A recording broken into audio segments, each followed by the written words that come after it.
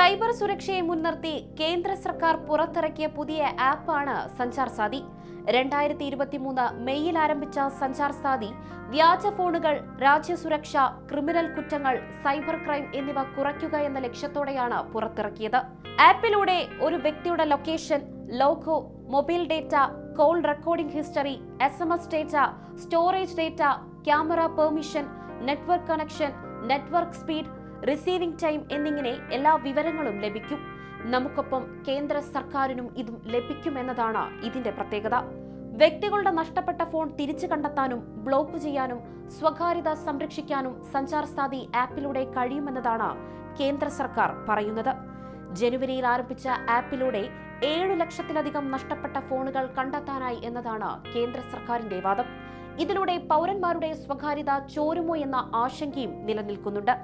November 28 മുതൽ എല്ലാ phone നിർമ്മാതാക്കളും നിർബന്ധമായും പുറത്തിറക്കുന്ന ഫോണുകളിലും നിർമ്മിക്കാൻ പോകുന്ന ഫോണുകളിലും നിലവിൽ ഉപയോഗിക്കുന്ന ഫോണുകളിലും സഞ്ചാർ സാഥി ആപ്പ് നിർബന്ധമായും പ്രീ ഇൻസ്റ്റാൾ ചെയ്യണമെന്ന് കേന്ദ്ര ടെലികോം മന്ത്രാലയം ആദ്യം നിർദ്ദേശം നൽകിയിരുന്നു.